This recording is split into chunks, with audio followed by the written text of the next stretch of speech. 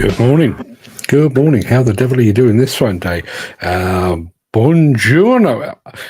Wasn't Andy here speaking in German yesterday, and today he's in Italian? Buongiorno. I all trust you. Well, I notice he runs out at good morning. Doesn't do the whole thing in Italian. Jim Turner's in the house as well. Who else have we got here? Gary Muirhead. I know Dan Cullen was chomping at the bit this morning. Peter McKenna's here as well. And there he is. Not long now, says Dan Cullen. Then good morning, everyone. Yes, good morning. Hope you're all well. How's the weather where you are?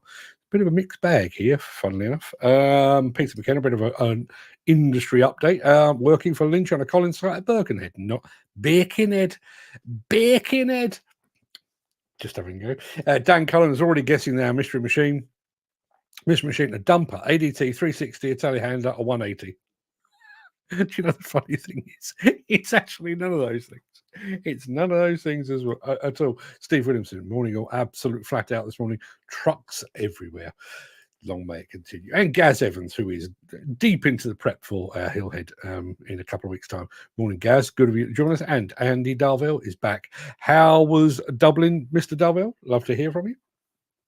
Hope you enjoyed your birthday celebrations. And Mark Whiting is in the house.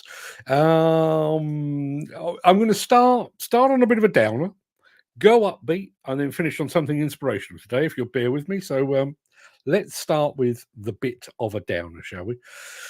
I have shocking news. The construction industry suicide figures for 2021 have been recalculated upwards by the Office for National Statistics.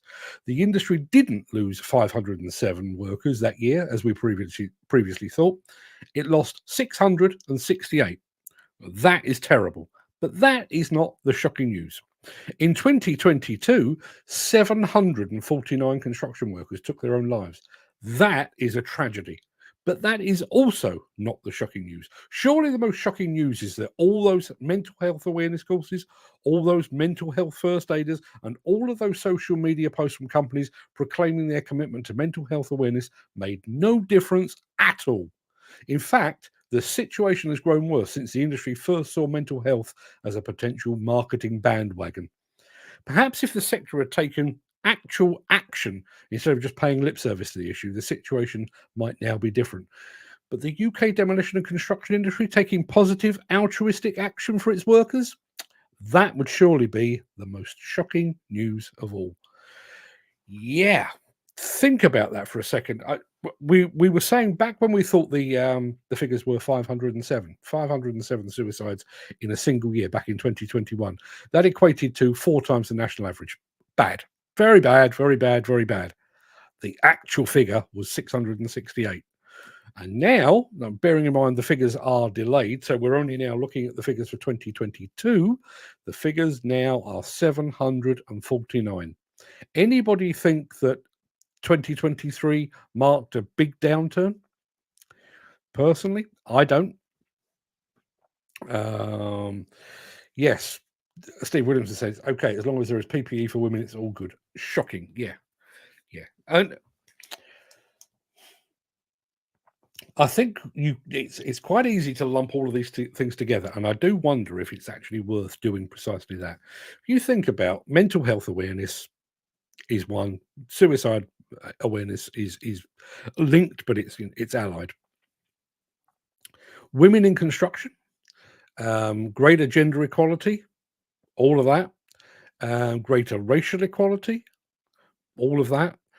All of these things are things that companies and trade associations in this business stand up and beat their chests. Oh, look what we're doing in the line of mental health awareness, or encouraging women into construction, or encouraging young people into construction, or encouraging ethnic minorities into construction. Look at how we fly our rainbow-coloured flag once a year to tell the LGBTQ community just how much we love them.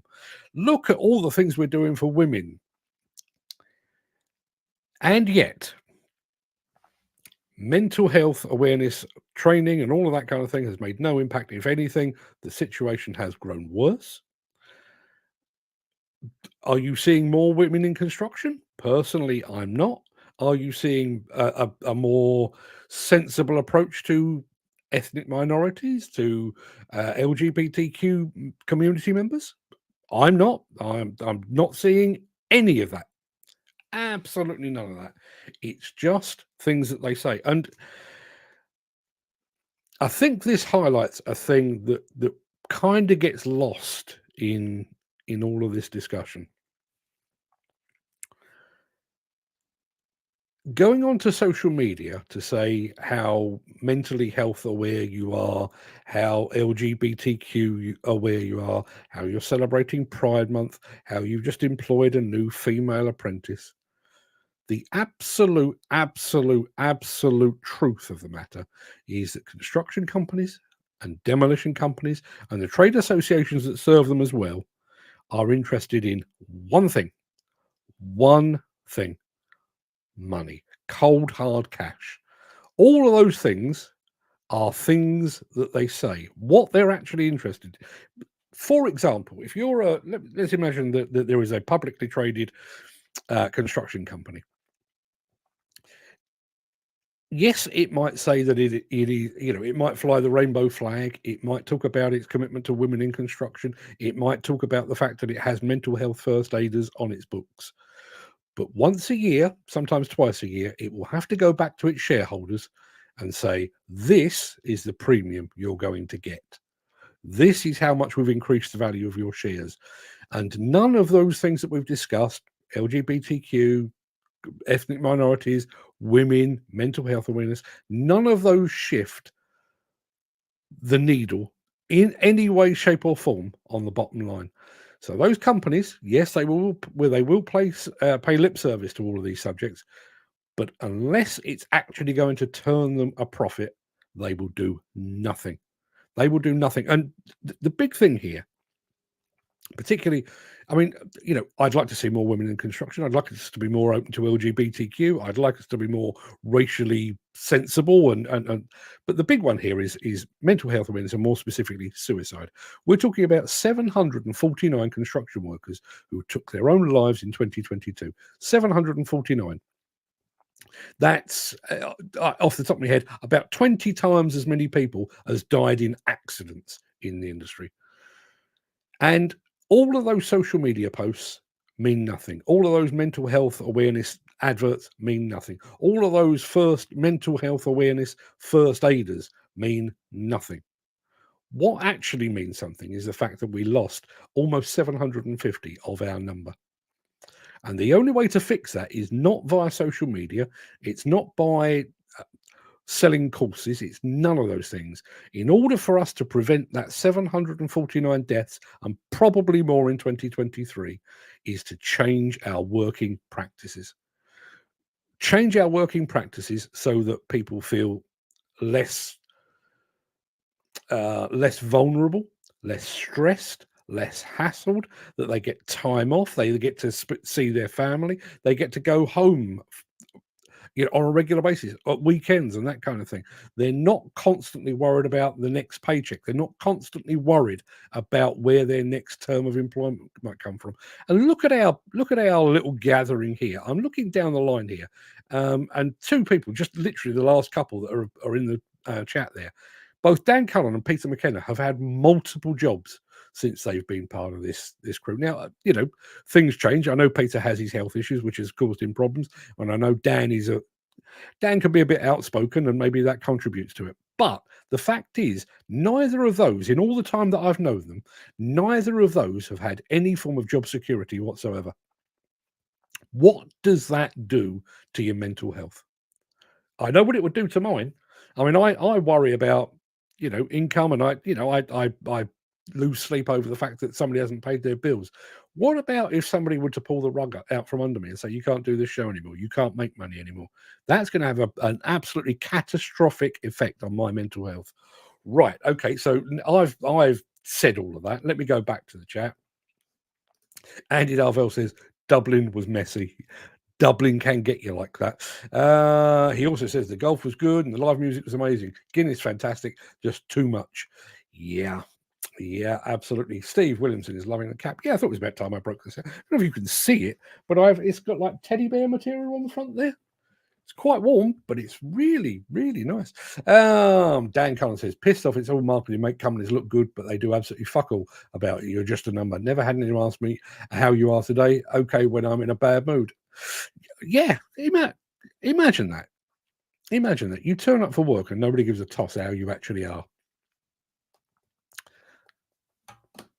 Might as well be working on your own, might you? Steve says, well said.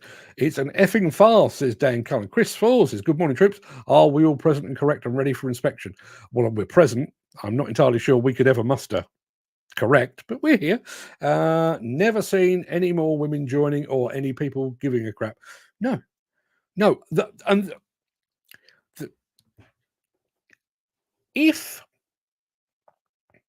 If some of this stuff started to make a difference, if you turned up for this show and said we've just employed 3 new people, 2 of which are female, or we've just had an influx of I don't know, black people, just an influx of another nationality rather than the norm, you'd go, maybe the industry, maybe we are actually going in the right direction. Maybe we are starting to make a positive impact on the way that we employ people. But I'm seeing none of that. And as I say, I mean, I'm just going to reiterate those figures for anybody that's arrived late. We thought the suicide figures for construction for 2021 was 507. 507 is already 3 times the national average. The true figure was 668. And then in 2022, think about this, 749. As I say, as on a rolling average, the industry kills somewhere between 35 and 45 people per year in accidents and incidents, falls from height, slip strips, all of those kind of things. And we make a big fuss about it. Once a year, the HSE will release their annual fatality statistics, and I'll sit here and beat my chest and gnash my teeth and shout and swear and generally upset people because we've seen that level of accidents. 40 compared to 749.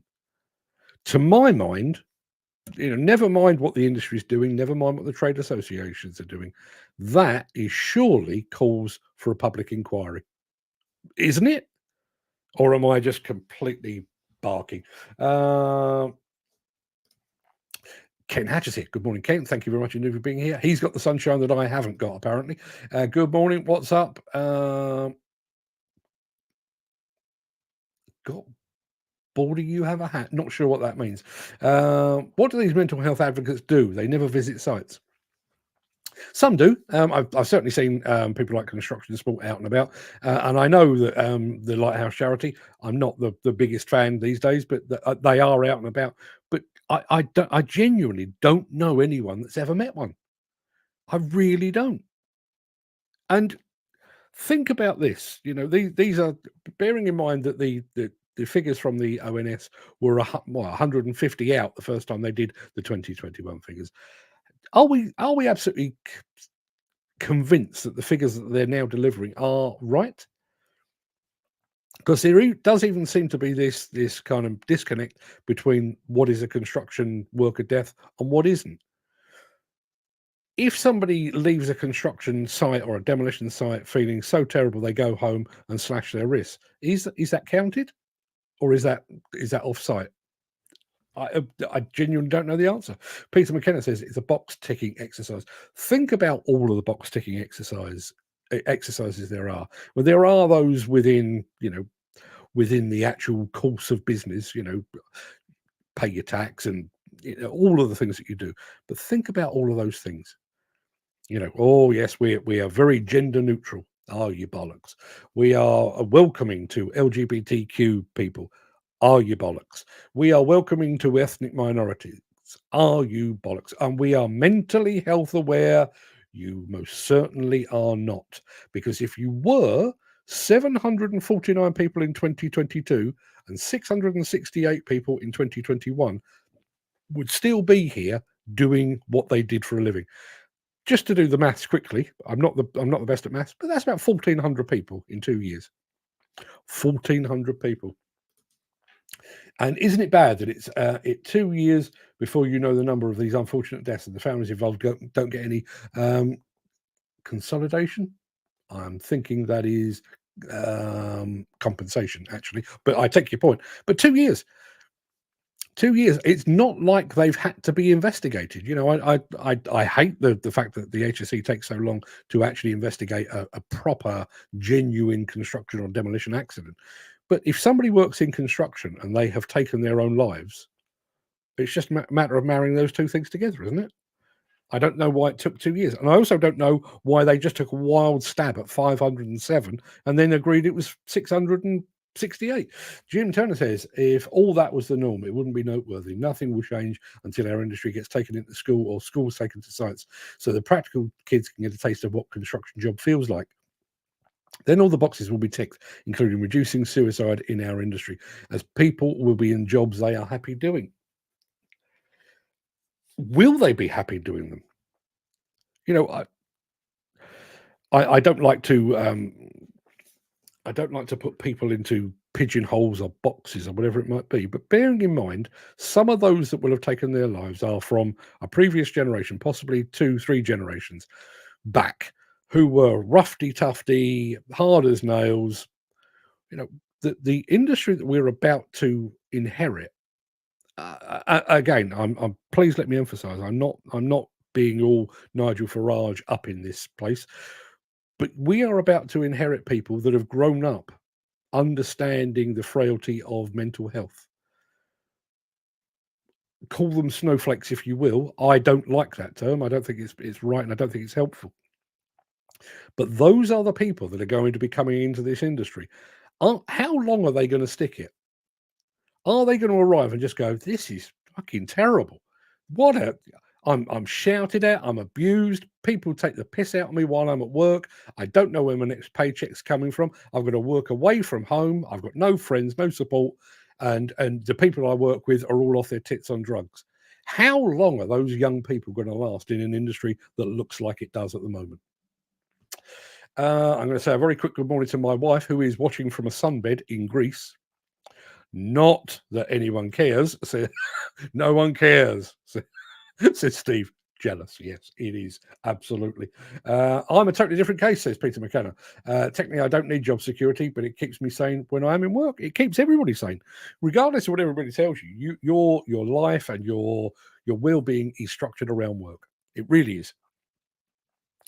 Imagine waking up, and I dream about it sometimes. You know, if you add 10 million quid on the lottery or something like that, you imagine waking up and thinking, I've got nothing to do today. That would drive me mental, and I do mean properly mental. I wouldn't know what to do with myself. Dan Cullen says, yes, Mark, lack of empathy, and all we get is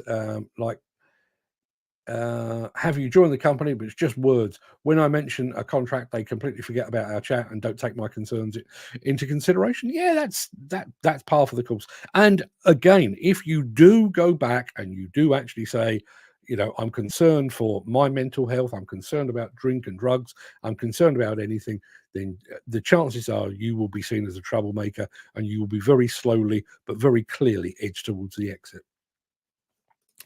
My wife rubbing it in. I can ban her. If anybody would like me to, I can ban her. Steve says, I think there's rain coming your way later on. Oh, the irony of that. Let's have a look. Never met one on the hundreds of jobs and projects I've been on. No. Gary Muirhead says, my mate runs a fleet of tippers in Glasgow, has 4 female drivers in his company, and he says they're brilliant drivers, never has any issue with them, and they treat the wagons better than the men. I wonder how much of a proportion they make up. My guess is 10%, if that, probably less. When companies post a post once a year on mental health, it's like, look at us, we are great, we support it. Bullshit. Yeah, there you are. There, that is. We do have. I'm fairly sure I've still got it. Bear with me. We do have something for that. Hey, that's a bullshit. Yeah, I'm glad I kept that. But that's exactly what it is. And I realise that is the modern form of marketing, but is anybody in this day and age actually buying that crap anymore? You know, as a prospective employee, for example, you know, if you're applying for a job with a company and you go onto their LinkedIn profile and it's, you know, we've got we employ 500 people, 3 of which are women. Look at us. And we've got a rainbow flag on one of our posts over the past year. Are you looking at thinking, oh, look at them. Look at them with all their empathy. Or are you looking at them thinking, you're saying that, aren't you? Because that's the way I'm looking at it. Chris Ford says, I've known 6 or 7 people that committed suicide, including my stepbrother. In all cases, everyone who was in close contact, even on a daily basis, had no idea that the person concerned was about to do what they did. Me too. Me too. I mean, not that many, but I mean, obviously, I was very close to my former business partner, and yes, he had a. I don't think he was ever diagnosed bipolar, but I think subsequently, I think a lot of us believe that maybe he was, because he was strictly. He had 2 moods. He had good and he had bad. There was no grey in between. It was just good or bad, and unfortunately, the bad that ultimately claimed his life was bad for a long time. And I don't think any of us, myself, his wife, his children, my colleagues at the time, none of us actually believed that he would go the whole hog, and he did. Think about that. Think about that for a moment. And I know this is something that people say online, and you don't know everybody's story and all that kind of thing. But you think about, I don't know how many people are working on your site, Steve, on your site, Gary, on yours, Chris, Peter, Dan. But look around. There is every possibility, bearing in mind the figures that we've exposed today, bearing in mind the level of suicide within the industry, there is potentially somebody on your site that is having those kind of thoughts right now. And we all go about our business, and and I know what I'm like. I was talking to my father-in-law yesterday, and he was saying, he's joined an art class. He's very good at drawing and painting and stuff. He's joined an art class. The one downside of the art class is it means he has to speak to people. I'm exactly the same. I'm not the most sociable person in the world. My wife would be the first to tell you about it. I don't go out of my way to speak to people, which is absolutely a breeding ground for potential mental health issues. So you think about the work as you've started today. You've arrived at site, I don't know, 6:30, 7 o'clock, 7:30, whatever it might be. You've had a fag, you've had a cup of tea, or whatever it might be. You've all got in your machines, and now you are all minding your own business. You're not speaking to each other. And one of your colleagues, it could even be one of you, could be struggling right now, right here, right now, and nobody would know about it. I'd like to think that, the community that we've built here, that somebody would have the good sense to pick up the phone, send me a WhatsApp message, pick up the phone, send me an email, do whatever, because, I'm not a mental health practitioner by any means. But I'd like to think you could reach out and talk to me, talk to one of your friends here. Where do the others go? Where do the others go? A lot of mental health. A lot of the mental health issues is things going on at home. Work doesn't care. Workers tell you to man up. No one cares. No one spots it before it's too late. Do you remember the story of the guy? We had a guy from Caterpillar, and we were talking about, this was unrelated but related. I'm going to come back to Chris Ford in a moment because it's very good. We were talking about fatigue and monitoring for fatigue, and the guy from Caterpillar was talking about the fact that there'd been a near miss involving 2 very big rigid dump trucks, and one of the guys that was involved, he'd nodded off during a toolbox talk in the morning. He'd had a near miss during the day, and then ultimately there was a coming together. Thankfully, nobody died, but it was 2 big heavy dump trucks running into each other. It's going to be catastrophic. Turns out the guy's wife had a miscarriage the night before. He'd been at the hospital all night, but because of his work ethic, because of the need to pay the bills and everything else, he turned up to work, and none of his colleagues were even aware of that.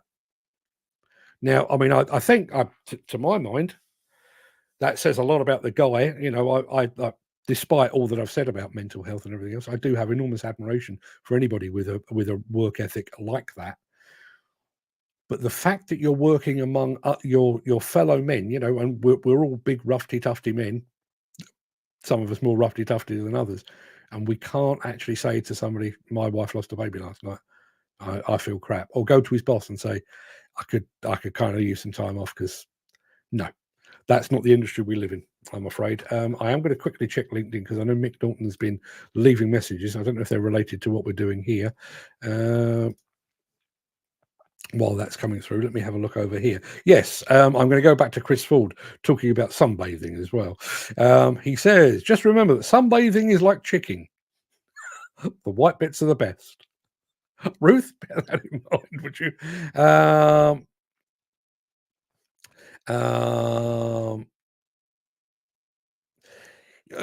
Okay, I can't. I'm not sure I can see the whole thing. LinkedIn is very slow this morning, but Mick Dalton has just said, get the ONS statistics to break down the alleged suicide rates by occupation, and the figure would come down. Do you think? Do you think? There's Gary Muirhead. Enjoy Ruth Anthony. Have a fantastic time. Enjoy a large glass of red. What is it? What is it in Greece now? 12.27. I bet she already has. Too many people fall into the construction industry by accident, and it just becomes their career. But a career they have no real interest in. They feel trapped, as it's all they know what to do. Another reason why night school courses and all ages apprenticeships are so important, to give people a way out of the job they feel trapped in, while still being able to make ends meet. It's a good point. It is a good point, and the initial point there about people falling into construction, in many ways, it is the career of last resort, in certain parts of the country, particularly.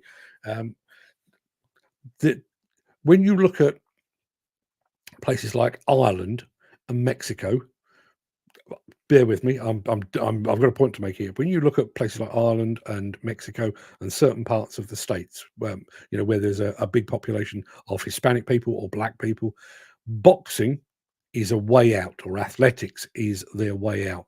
Here in the UK, if you are undereducated, poorly educated, struggling with that kind of thing, you basically have a couple of options. You can either join the armed services and hopefully learn a trade and come out better for it, or you fall into construction, as Jim rightly says there. Definitely, there is one or more workers every day, every site having issues at home. Yes, I'm sure they are. And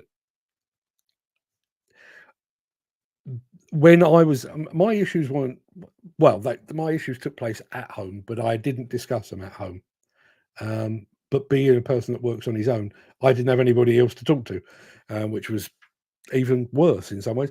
Steve says, I speak to a few mates that are operators, and I can tell straight away if they're having issues or a bad day. I try and send them funny videos or have them crack up about things. Ed sometimes struggles, and I always get him cheered up when we talk about the amazing times at the shows. Yeah, it's absolutely true, but it's finding the time, isn't it? And just going to rattle through these because we are half an hour in. The thing is, apart from a few self-help groups, there isn't the support people think there is out there. Mental health services are at breaking point due to lack of funding. 14 suicide attempts on British motorways alone in the last 2 weeks. The last 2 weeks. But that's down to the fella. If he had said something, there's a good chance his ganger might have said, "Go and get your head down in the car for a few hours to get your head straight." Possibly. But having spoken to the guy from Caterpillar who was recounting the story, he apparently, the guy in question came from and I don't think this is unusual, and I'm not using this to decry the person, but he came from a background where, man up, tough, fight, work your way through it, man up, no surrender. And that is kind of the male way, isn't it? Particularly in this industry, I think. Steve says, I had a guy working with me. He started shouting at someone. I approached him and said, "You okay?" He started chatting to me and saying, "It's fuck all to do with you." 5 minutes later, he came over and started apologising and told me he was having issues. So I started having a crack with him, speaking about TV, diggers, women, and it helped him the rest of the day. Most people would argue back, but there's always a reason. Yeah, there is always a reason. One of the things that you don't see it very often, but when you see somebody crying in public, particularly somebody on their own, I struggle with that because, as I say, I'm not the type of person to go and strike up a conversation. This is a facade. I don't normally do this kind of thing. Dan Khan says, "Lol, back to work now, and the show still hasn't started. I apologise." Is it a loading shovel? Funnily enough, it might be. Peter McKenna says, they say home is where the heart is. Sometimes it's not. Work is the release from what's going on at home. Yeah, it could well be. Dan Cullen says, I work on my own with many people that don't understand English. Again, there's another issue. We talk about language barriers for the people that have, the immigrant or migrant workers that are coming here. But what about you? If you're surrounded by Romanians or Poles or Bulgarians and you're having a bad day and you could do with offloading, how do you do that when your work colleagues don't actually understand what you're saying? I struggle when you take time off and there are no live shows. Get over it. Get over it. I have to recharge the batteries every once in a while. I will do my best to keep an eye on you, though. Grow a pair of balls. It's all in your head. That's a typical response a man gets when he's crying for help. It is. You're right. Seeing a grown man cry is a horrible thing, and I mean this in the nicest possible way. I'm thinking specifically on TV now. Seeing a grown man cry is a really, really hard thing to take. For reasons I have no idea, I don't understand why, but seeing a fully grown black man crying breaks my heart, and I don't know why that is. I really don't. I'm back to work in a second. Have a great day, all, says Peter McKenna. I think we're doing these shows in reverse. I think we need to do the diggers up front. Mick Norton, finally over here now. Do the ONS statistics state that each of the 700 plus suicides are directly attributed to their construction employment? They do not, as far as I know. I've not actually seen them. I'm getting this second or third hand. But I think the very fact that they put their hand up and said they are construction industry suicides, I think. Now, again, if you've had 749 suicides in an industry, regardless of how directly or indirectly they are attributable to their employment, you'd have to think, 3, possibly 4 times the national average. Surely something is afoot there, right? Surely something is afoot. Before we start the show, I do want to quickly remind you that this is the first of 2 shows today. So those of you that are going back to work right now, don't worry, come back at 7 o'clock tonight because we've got another one. Obviously, this show is going to be the usual mix of diggers, demolition, and discussion, but tonight's show will take a look behind the scenes of an explosive demolition project. We've all seen blasts before, I think, but if you've ever wondered what goes on into making those blasts actually happen, then please join myself and Mike Keogh of C&D Consultants this evening at 7 p.m. You won't want to miss that one. Chris Ford has taken a wild stab at our mystery machine. No, it's not one of those. So without further ado, 34 minutes in, let me roll the intro, post the question of the day, and get this show on the road somewhat belatedly.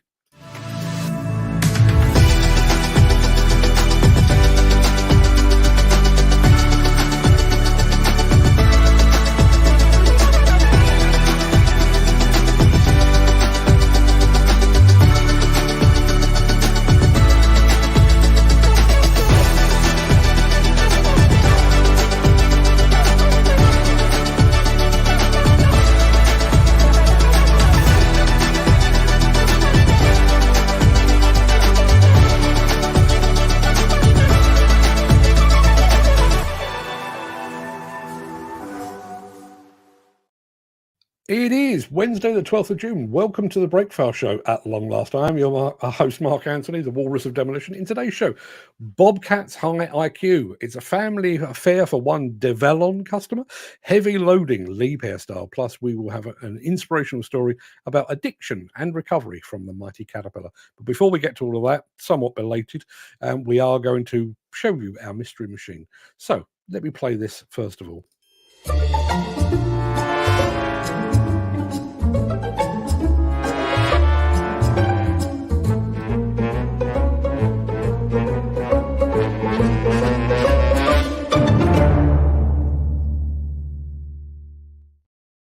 Yeah, I need to show you a mystery machine, do I not? Where is it? It's here. There we are. That's what you've got to work with today. Make of that what you will. Tell me what you think. Mick Norton is saying, I cannot believe the ONS statistics and the alleged link to construction. Alleged? Why you say alleged, Mick? That's what I'd like to know. That is the mystery machine you've got to work with. Steve Williamson is already jumping in saying, a roller. No, 'tis not a roller. Keep the guesses coming in because we've got things to show you. Jim Turner just said a Daewoo loading shovel. You can't, well, machine-wise, you're in the right area. Gary Muirhead has gone for a Moxie 5222. It is not one of those. I'll show you more in just a moment, but we do need to press on. Before we do that, let me just quickly remind you of the question of the day. I know you've already actually started to answer it, but I'm going to remind you nonetheless.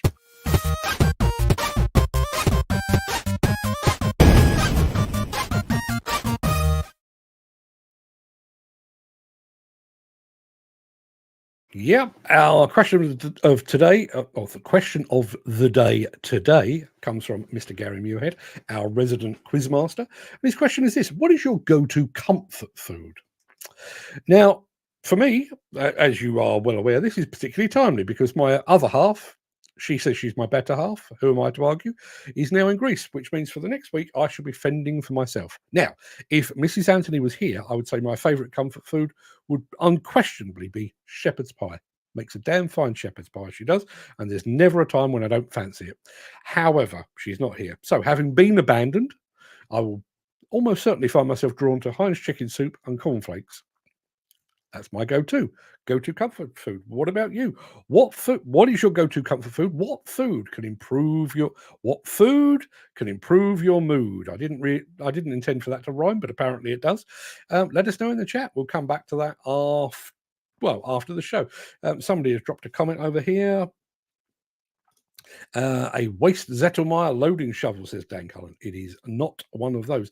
Tell you what, before we crack on, let me show you a bit more. I'm going to put it up on the stage. There you are. That is what you're working with. That right there is your mystery machine. Okay, we'll crack on and we'll go with a little bit of this.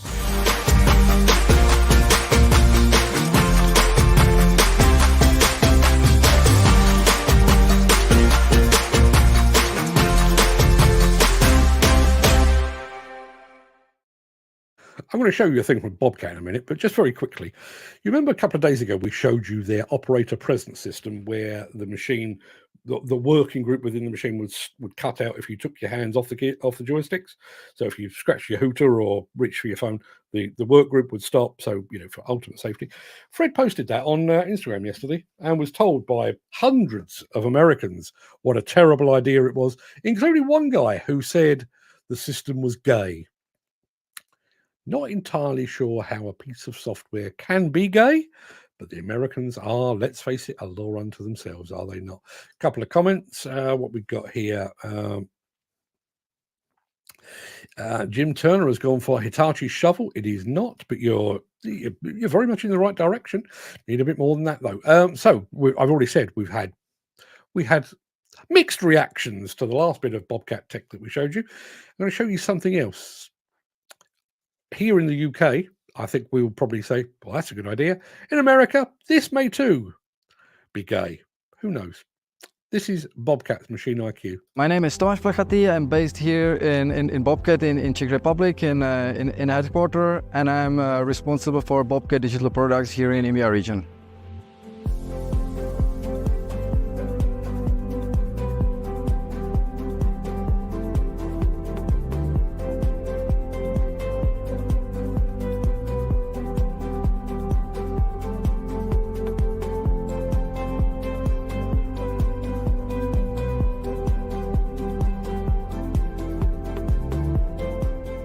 Bobcat Machine IQ is Bobcat own developed solution, and all is available in a mobile app, Machine IQ. So it's making our machine smarter. So it provides the key information to our end customers, so it's owners of the machine, and as well to our dealers. For example, you want to know about the fuel level, you want to know if your machine is health, and if there is some fault code. It's good as well. It's preventing that your machine will not be stolen. So those are maybe the key information. Some performance about the utilization of your machine. So you can see if when the machine is using and how much, how often, and maybe you can find some better opportunities for some additional business. Very often we are receiving the information that some machine was stolen. So this is very big opportunity from that. There is the Machine IQ, because you can remotely, with this remote engine disable enable, you can push the button and you can prevent that your machine will not be, let's say, misused. We are collecting a lot of information, a lot of data, and we know as per the information and feedback from our dealers and as per from our customers, they are really interested in. It can help them to create new opportunities. So they thanks to that, they would like, and they can see where their machine is. They can minimize the idle time, and for example, to increase the working time and to, I would say, save some money and also make some additional business. We have, it's not just only web application, it's as well mobile application. It's available for Google and as well for Apple.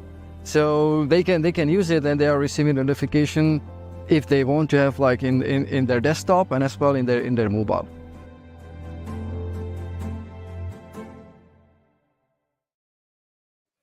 See, I saw that up close. I thought it was very good. Anybody else think it's gay? Or are we just going to accept that it's the Americans that think things are gay when they're not? Mick Norton says, based on 2.1 million people working in construction, 700 suicides is 0.06 of the workforce affected.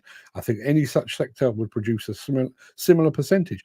Apparently not. Apparently construction is the highest of the high in terms of industry suicide, according to the figures that I've seen. Chris Ford says the Mystery Machine is a 7mm square on my phone screen. I can only apologize. I have to admit, this has got people racking their brains, not least of whom is Steve Williamson, who has gone for an Oxplo loading shovel. Chinese. It's not, but I have to admit, the fact that you know what an Oxplo is to your credit. So let's have a look. Hopefully we can make this 2 7mm squares. I think we already know what it is. I tell you what, let me give you a little bit more. There you are. Our friend Martin, Norwegian Earth Mover, has just joined us over on Instagram. I'm sure he's going to take part in our Mystery Machine. If anybody's got any guesses on that, please let us know in the chat. We'll be right back with a bit of Develon in just a moment. If you are enjoying this episode, please consider supporting the show. You can leave us a tip at buymeacoffee.com/demolition news. Yeah, Develon. This one's from America. Steve, I know how much you like the American accent.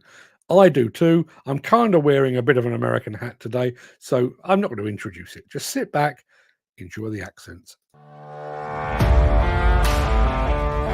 I love the civil, the dirt work part of things. My dad's done it. I've done it since I was younger, and I just wanted to get back to what I knew and what I liked doing the best. And then COVID started, and it just made things difficult. And so me and my wife just decided to go ahead and start a business. I'm Eric, and my wife's Brittany with EMB Dirt Works. We're based out of Rogersville, Alabama. We do civil, construction, land clearing, site preparation, grading, new construction, driveways, getting ready for house pads. I started off in construction. I was project manager for 9 years. Brittany is a very essential part of the business. She's a real backbone of it. It's a lot of paperwork and a lot of bills and things to keep up with. Sometimes I'll be running a dump truck and sometimes I'll be on equipment, going and looking at jobs and talking to customers and going back to past jobs to make sure that everything's done correctly and just making sure we got work to go to when we're done. The Develon machines we have in our fleet is the DX62 Mini X, the 225 excavator, and the DD100 dozer. They're all really good machines. Every one of the machines are very comfortable. You can actually run them a whole day and not feel like you just got ran over. The DD100, I love the visibility, the comfort of the seat, the ripper is a big plus. It's very comfortable to ride in all day long. The performance of the DD100 is really great. Honestly, I don't think I'll go to another one. My next dozer will probably be a DD130, just to get the little bit bigger size for some bigger projects. The 2D grading on the DD100, it helps eliminate having that other person sitting there with a grade stick trying to shoot grade, make sure we're level. It speeds things up because it operates the blade for you. Very handy.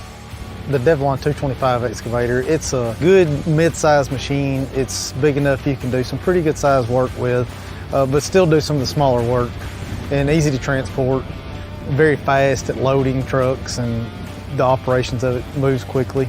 I needed a small mini X to do 2 smaller jobs, just going in, putting little culverts and stuff that I didn't need a big excavator for. When I was looking at purchasing some new equipment, I found R&M equipment. Went by there and talked to them one day, and as you can tell, the rest was history. R&M equipment has been great to work with. Charles and Chad both have been on top of things, helped me with everything I've needed help with, got everything pushed through when I needed it. Definitely great service. Anything I've ever needed, they jumped right to it and got it. I wanted the forestry package put on my dozer, and they got right on it. I needed a rental machine for a little bit because I had a couple extra things going. They had one right out here. The advice I'd give somebody if they wanted to do this, I mean, go for it. You're never going to know until you try.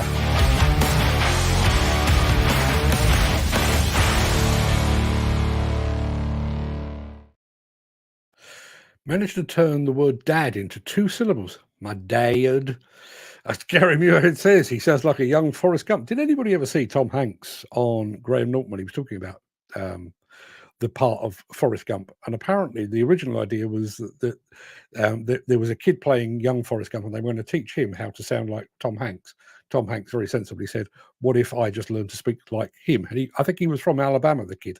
So Tom Hanks was introduced to the kid, and he thought, get to know him, get to understand the accent. And he said to the kids, what does your father do for a living? And the kid said, my dad makes grease. My dad makes grease. Indeed. Right, let's have a look. More guesses on our mystery machine. Let's take Gary away for a little moment. Steve has gone for a Daewoo shovel. Tis not. Dan Cullen has gone for the HL770 from Hyundai. It is not. He's also gone for a case 621G. It is not one of those either. Let me show you a bit more. Oh, look, it has more than one wheel. If you've got any clues on that, I'd love to hear from you. We'll be back in a moment. We're doing Liebherr in a minute. Big Liebherr, in fact. So stick around.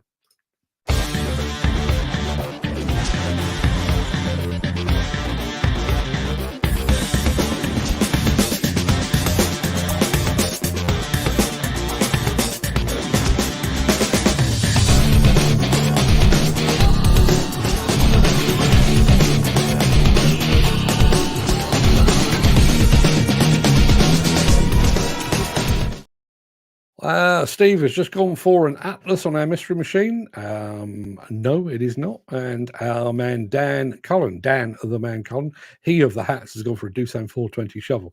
It's not one of those either. Could I have 2 victories back to back? I don't think that's ever actually happened. So I've got my fingers crossed. Hope I'm fooling you. I promised you some Liebherr, and I'm about to show you precisely what they're all about. I'm not even going to bother introducing this. It's a big Liebherr. What's not to love?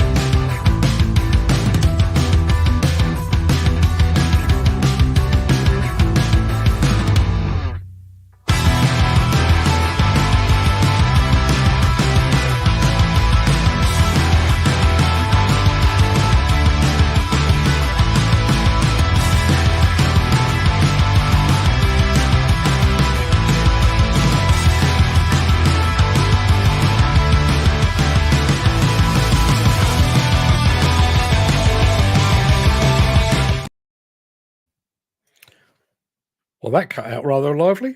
That wasn't supposed to happen. No idea what happened there. My apologies. No idea what was going on with that. Let me go back to the chat because we have more guesses on our mystery machine. Dan is going for the Doosan 420 shovel. It is not. He's also gone for the DL 420. It's not. In fact, I can tell you, it's not a Doosan at all. I can also tell Steve Williamson it is not a Hitachi either. Let me show you just a smidgen more. There you are. That might be distinctive to some. Certainly wasn't to me, but it might be distinctive to you. Keep the guesses coming in. Let me take that away for just a moment because I've got more to show you. What have we got coming up next? Yes, bearing in mind we've been talking about all things mental health and what have you this morning. We're going to play out on a film that might just make you think twice about the people that you're working with, possibly in a positive light in this instance. So let me do a bit of this first of all. Since the finance bill came into effect in April, the construction industry has seen a surge of fuel thefts. The rising cost of living has placed an additional risk of theft by employees and contractors, as well as opportunistic thieves. By using diesel dye and placing warnings of its use, you are sending a clear message that this is your fuel.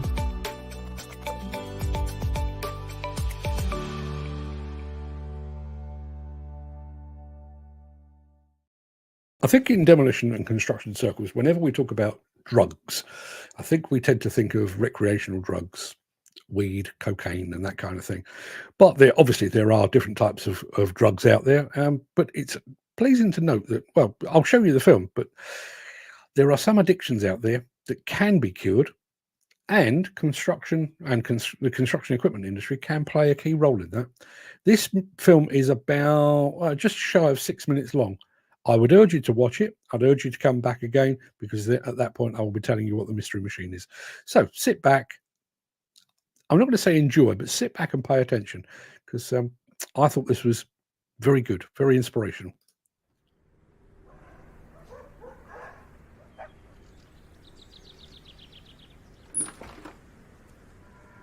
Being treated like a person just makes you feel real good. It's okay that I didn't live the greatest life for a while because I'm living one now, and that's what matters.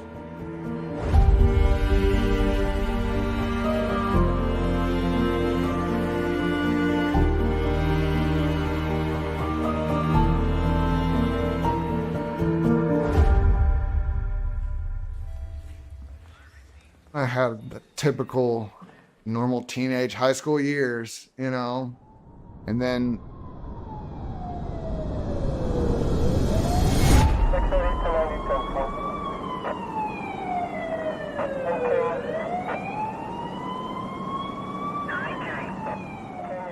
I was in a car accident where I hit my head and they had to put me on prescription painkillers.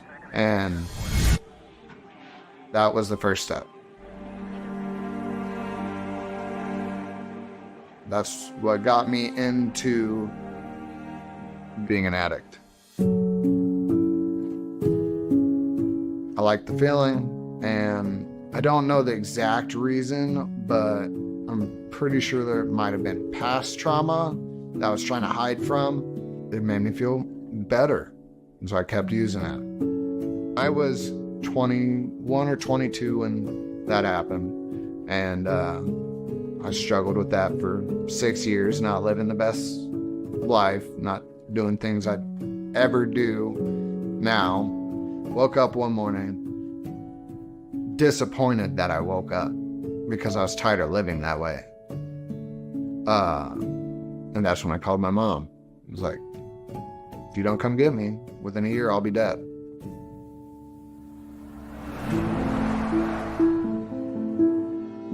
When you really want it, you'll do whatever it takes to get clean. So I left everything I knew behind and moved to a different state. Clean slate, get away from everything I knew, and plus my mom lived up here and I had a place to detox and get help. A lot of people look down on former addicts. Most people think it's a choice, like, well, just don't do it. And yeah, it starts out that way. I call it a self-inflicted disease. Starts out, yeah, you make that choice, you pick up and use, but eventually over time you'll wake up and you realize you don't have a choice anymore, or you're very sick. It took a lot to get away from that, and I do not want to go back. At first it was very hard, especially before I got my first job here.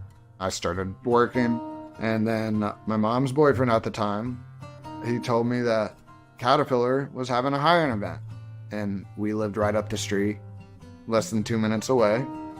And he told me to just check it out. I didn't go in with any high hopes, but I went in and did my interview, and they asked me, when can I start? So I pretty much just got offered the job right there. And that was when my life started to change for the better. I was able to start working there, and was able to save up money to the point where I was able to buy my own vehicle and to buy my own dirt bike. And within a year and a half, I was able to get my own place, able to save up money. It wasn't like how I was 5 years ago. And I love it.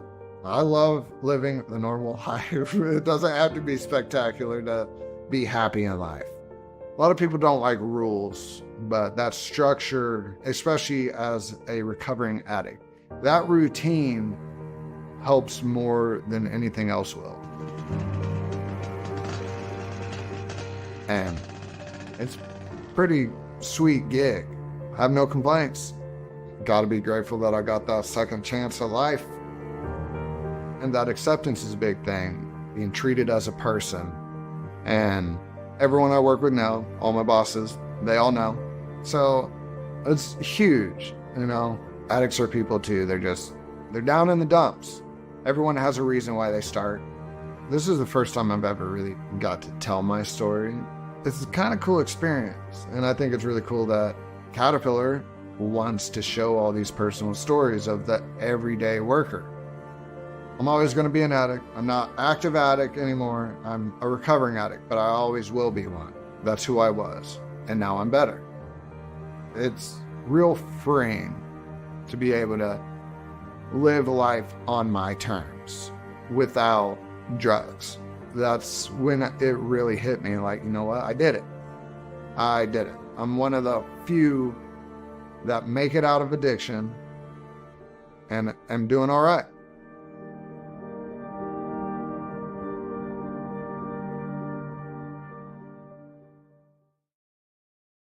Not our usual fare, but I think it was well worth sharing. Dan Collins just said, great subject on video. Totally agree. Mick Norton says the Nick video hit home when he said, I was disappointed that I woke up.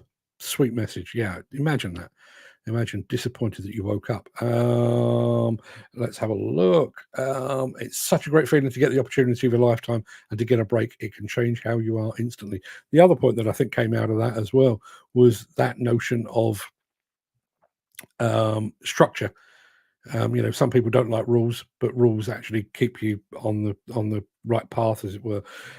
Fantastic name from somebody over on YouTube, Admiral Wackass. Admiral Wackass, don't speak too soon, brother. Yeah, well, I mean, listen, I think it was an inspirational story, but by the same token, you know, addiction to painkillers. I think isn't that what took care of both Prince and Michael Jackson? Yeah, not a good place to be. Not a good place to be. Admiral Wackass also says discipline is freedom. Yeah. You know, I'm a person that doesn't. I don't particularly do well with authority. I don't particularly do well with rules and regulations. But if you took away all of my rules and regulations, like what time to get up in the morning, what time to eat my lunch, and stuff like that, I'd be lost. I'd be stumbling around in the dark. Really would. Okay, people, it turns out that you don't know the machines as well as I do. Helps the fact that I know what the machine is in the first place. So mystery machine, none of you have got it. I know somebody went for cat. Yeah, there we are. That was Steve. He's also gone for Hitachi. No, it's none of those things. Let me show you precisely what it is. It is in fact one of those. That right there is a Haller HA380. Yeah, from a few years ago, but I remember the Hallers. Does anybody else remember the Hallers? HA380. Did Haller become Hyundai? Have I got that right in my head?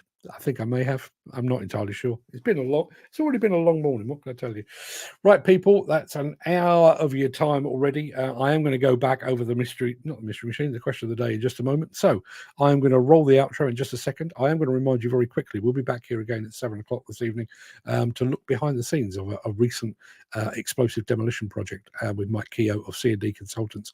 But for the time being, I'm going to roll the outro in just a second before leaping gazelle-like over into the chat to see what you're all saying today. If you can't stick around for that, then please stay safe, look after yourself, your family, your friends, and your colleagues. Hope to see you going very soon. In fact, let me just say, bearing in mind all the talk about addiction and the talk about suicide, please, for me, do it as a personal favor. I don't ask you to pay to be here, so I'm just asking for a personal favor. Do one thing for me today, would you? Look after your friend, look after yourself, and look after your colleagues. Go and have a chat with somebody. Make sure they're okay. If you do have the time and the inclination, I'm going to be back with the Craic immediately after this final word from our key show sponsor, just as soon as I can find it.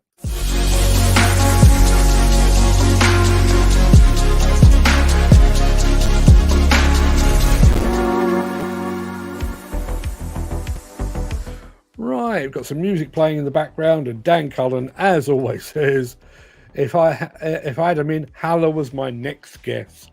Yes, Dan. Yes, we all believe that. We all believe that. Right, back to I'm going to rattle through because I've already said hello to most people. In actual fact, I'm going to skip all of that. I'm going to go right the way down, right the way down, right the way down. Oh, blimey, there's a lot of this.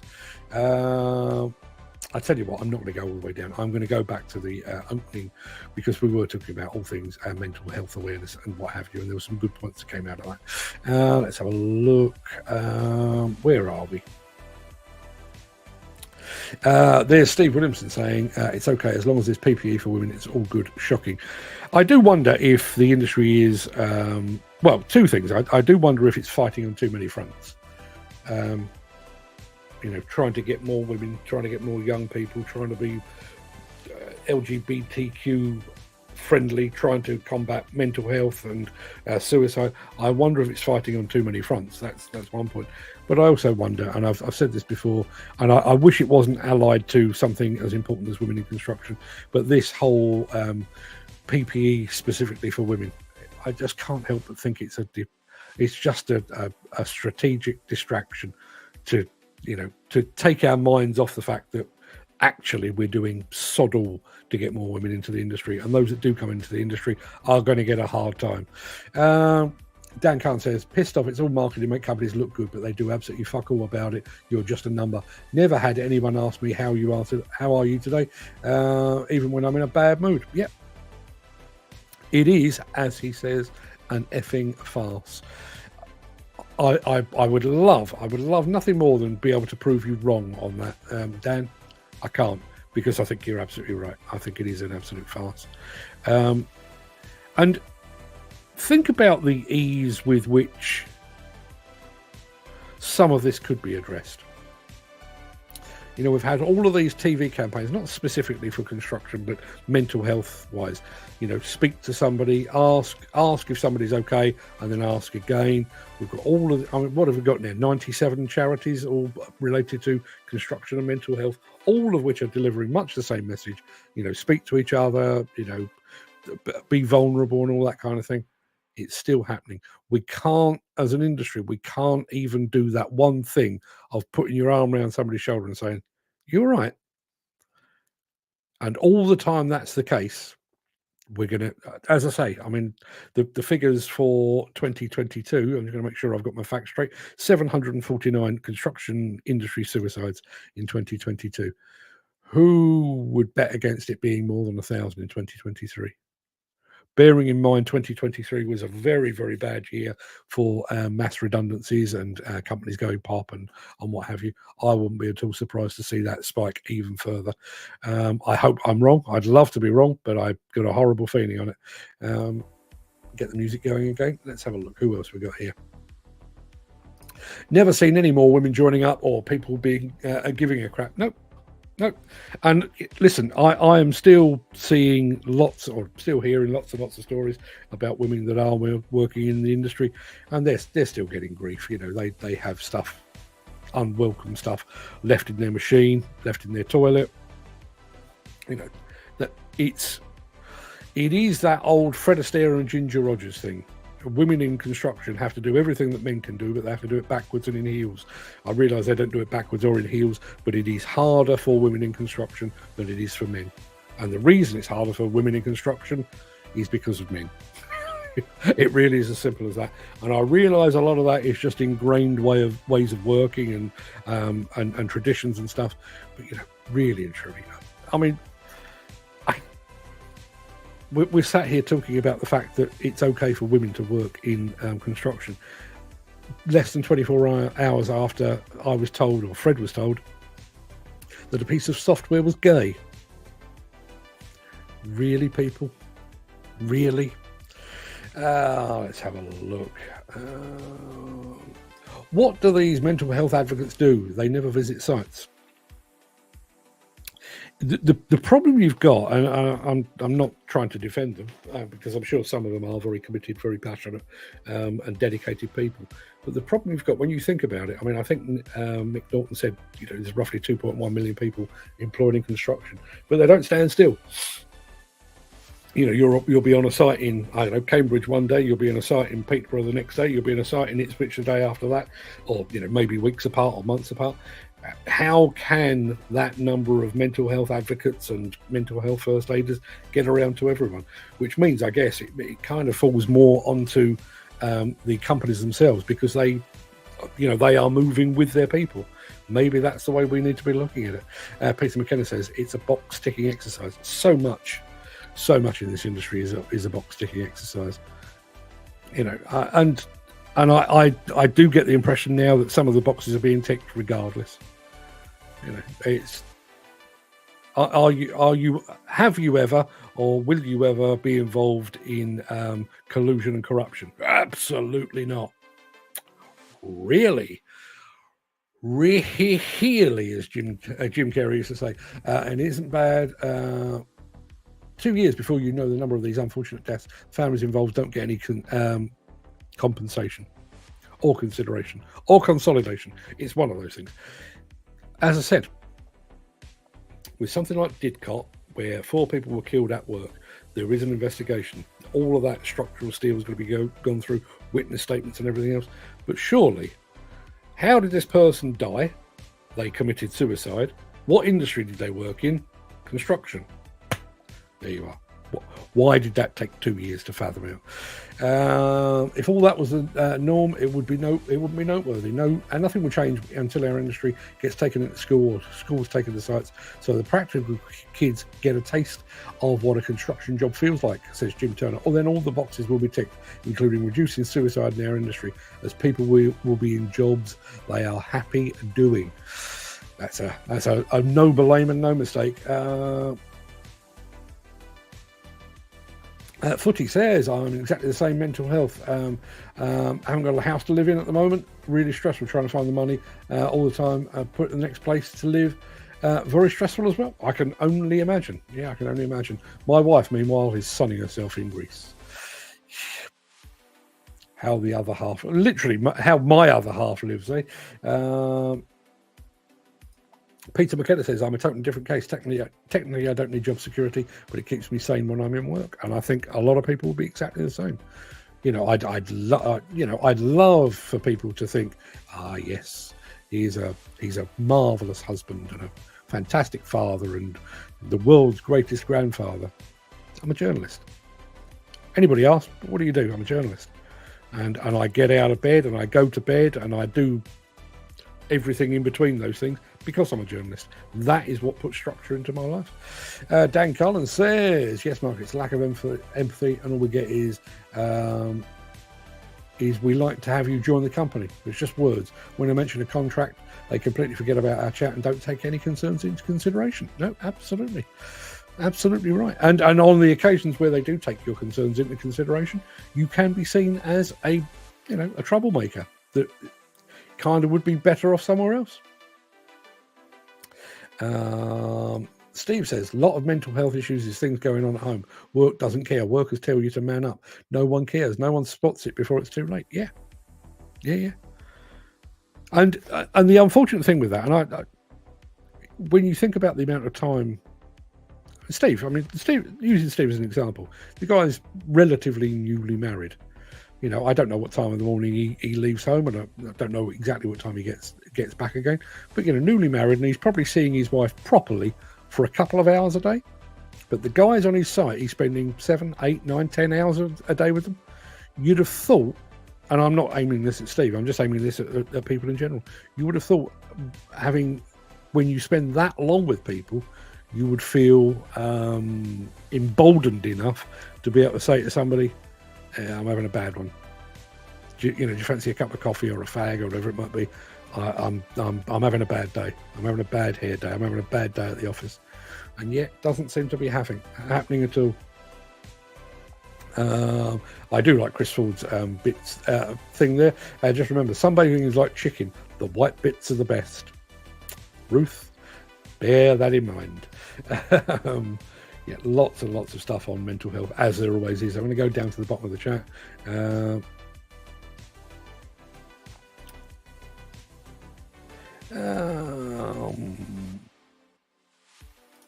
Jim Turner says, why don't these firms have a mental health officer that does the rounds on their site? A bit like hospitals and the armed forces have or did have a vicar or a padre. Yeah, well, maybe. I know. I think one of the issues with that, and I listen, I do think it's a very, very interesting point. And I'll come back to the bit about vicar or padre in just a moment. I think one of the issues that I had when I was having my mental health wobble, the big one and the little one, when I was having my wobble, it felt wrong to burden those closest to me. And I wonder about that with, if you've got somebody within the company, do you really want to offload on somebody in the company? Because I'm, to my mind, and I am a cynical bugger, and I'll take that on the chin, but I wonder if people would open up to somebody that's in the employ of the company, the same company as you are, because there would be the fear of them going back and saying, you need to get rid of Dave, he's a bit sketchy. I don't believe for a moment that anybody involved in the mental health practice would necessarily do that, but I do wonder if that's the case. One thing that I did find interesting, and I'll preface this by saying, I don't have a religious bone or sinew in my body, but one of the things I found interesting, back in the day, the National Federation of Demolition Contractors actually had their own, what did they call him? They had a Catholic priest who was allied to the Federation, and on a number of occasions, he never told tales or anything like that, but on a number of occasions, people went to him either at conventions, at meetings, or privately, partly because I think he, because of the position he held, he was a father in the Catholic Church, but also because he was independent. To be able to go to somebody that's not allied to anything you do normally, just to be able to say, I'm struggling here. Could you just listen to me for 5 minutes? Our new friend, Admiral Wackass.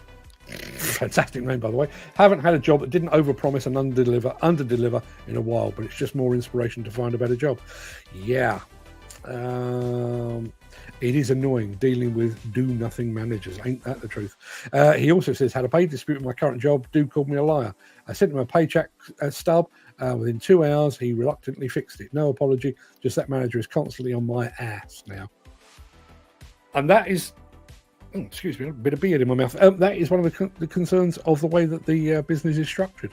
If you took a problem to your site supervisor, is he going to be entirely empathetic, or is he going to take the side of the employer and basically go away and report you as a troublemaker? You never, ever know. He also says not getting shorted on his pay. Steve Williamson, in answer to Jim Turner, says that costs money, Jim, to have a dedicated mental health guy. They would end up giving them more jobs to do, and mental health will just be forgotten about. Yeah. And I do wonder... what I was saying about my former business partner, about the fact that he basically had two moods. He had good and he had bad, nothing in between. We have the same sort of situation in our response to mental health. by and large, I mean, I think, based on the chat that we're seeing today and based on the feedback from Dan Cull and people like that, there is not, on a day-to-day basis, there's not anywhere you can turn. If you are having a bad day or you're having a bad week or you're just having a bad time in general, there is nowhere to turn. The only place you can turn ultimately is the Lighthouse Club or the Samaritans or whatever it might be, but they are basically there as a last resort. Your mental health has deteriorated to such a point that you are now considering taking your own life. Where's the grey? Where is somebody that you could just pick the phone up and say, having a bad day, wife's having an affair, can't pay my bills, one of my children's sick, or whatever it might be? Where is that structure? We've got no structure. We've got suicide prevention, and as far as I can tell, basically squat in the middle. Where is that? Where is that structure? Anywho, I think that would probably do us. That's an hour and 17 minutes of your life you're never going to get back. I will be back here again tonight at 7 p.m. with my mate Mike Keogh. We'll be talking about all things explosive demolition. Mike was involved on a consultancy basis on a job that Total Reclaims Demolition, TRD, did over in Anglesey not so long ago. And he went through the whole thing, liaising with stakeholders, the police, the Air Force, and so on down the line. He's going to reveal all of that tonight. If you're into that kind of thing, if you've ever watched a blast and thought, that's fantastic, this will be a fantastic insight to show you exactly how they got there. And on the basis, I'm taking a wild stab in the dark here. I'm thinking, because of the way our new friend Admiral Wackass, the way his name appears, and the fact that he says dude a bit, I'm going to guess he's American. I'm not aiming this specifically American, but if anybody watching the show believes that 9/11 may or may not have been an inside job, watch tonight and just see exactly what goes into an explosive demolition project. It will make you rethink your conspiracy theories. Steve Williams says, I won't make it at 7. 7 to 7 here. A 30-minute drive with a passenger. Not a problem at all. You can watch it on catch up. And just to confirm, it was a wild stab in the dark, but our friend Admiral Wackass is over in the Windy City. Is it windy today? Must be very early where you are, but is it windy? Always wondered that. Mick Norton says more health and safety officers should prize their asses out of the office environment and align with things more pastoral on site. From Mick Norton's lips to God's ears is what I say. Everybody, that will do me for now. I was going to say it was going to do me for the day. It's not, because I'm going to be back here again at 7 o'clock this evening. But until then, please go have a good day. What a cool second name. Yeah. Wackass. That would be a fantastic second name to have, wouldn't it? Everybody, go and have a great day. Look after yourselves, would you? And check in on your colleagues. It does matter.